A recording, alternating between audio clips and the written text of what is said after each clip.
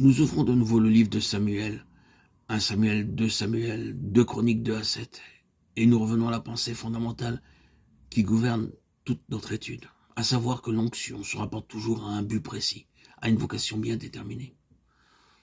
L'onction n'est pas une fin en soi. Si nous y avons part, c'est que Dieu a quelque chose en vue. Il s'agit donc maintenant, si nous voulons nous faire une juste idée de l'onction et la voir en quelque sorte à l'œuvre, de considérer de plus près un cas spécifique. Revenons à celui de David. Nous posons à son sujet la question suivante. Quelle fut la raison d'être? Quel fut le but spécial de son onction? Ce qui nous amène à nous poser cette autre question qui nous mettra sur le chemin. Quel fut l'objectif de sa vie? Quel rôle Dieu lui assigna-t-il à cette époque lointaine de l'histoire? Pour trouver une réponse à ces questions, il nous faut remonter tout au début du livre de Samuel. Les premiers chapitres de ce livre nous donnent un aperçu de l'état dans lequel se trouvait à ce moment le peuple d'Israël. Or, il suffit de regarder à leur conducteur spirituel, Élie, pour se faire une idée de l'état général de la nation. La personne d'Élie est en effet à cette époque tout à fait représentative de l'état spirituel du peuple qui l'entoure. Ce qui caractérise Élie dans tous les domaines, et quel que soit l'angle sous lequel on le considère, c'est la faiblesse.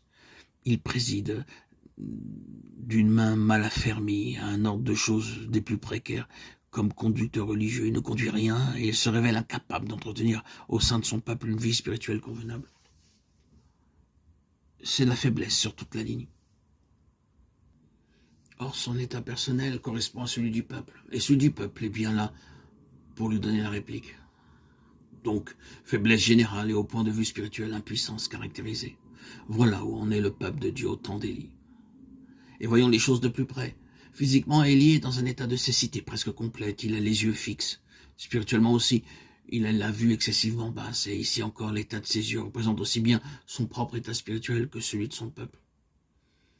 Il est dit dans le chapitre 3, la parole de Dieu était rare en ces temps-là. Les visions n'étaient pas fréquentes.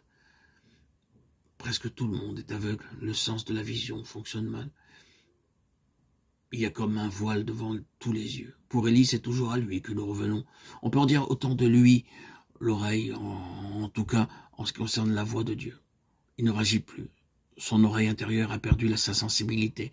Quand Samuel vint à lui et revient encore au sujet de la voix qu'il a entendue, il faut que la chose se produise plusieurs fois pour que Élie, bon gré mal gré, s'éveille à l'idée que ce pourrait bien être le Seigneur, que ce ne peut être que le Seigneur. Élie n'entendait pas la voix du Seigneur. Samuel, lui, l'entendait.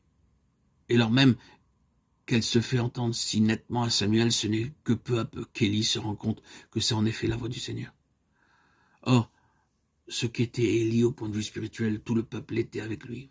Il leur manquait cette oreille intérieure qui leur eût permis de discerner ce que l'Esprit avait à dire. Il y a une grande différence entre avoir des oreilles pour suivre un enseignement doctrinal et avoir une oreille intérieure pour entendre le Seigneur lui-même. Quoi qu'en pensent nos versions françaises, le Seigneur n'a jamais dit aux églises d'Asie que celui qui a des oreilles entende. Il a dit le mot grec et au singulier, que celui qui a une oreille, ce qui est tout autre chose. Nous ne pouvons pas entendre la voix de l'Esprit avec nos oreilles extérieures.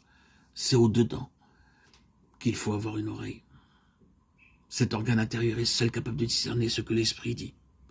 Élie donc entendait peu et mal, et en ce qui concerne la voix de l'Esprit, le peuple qui l'entourait entendait aussi peu et aussi mal que lui, tant son état spirituel était bas.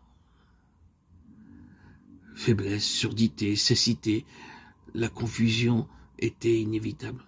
Au sein du peuple, l'ordre des choses voulu par Dieu et qui était d'après la loi à la base du service de sa maison, cet ordre divin était complètement ignoré.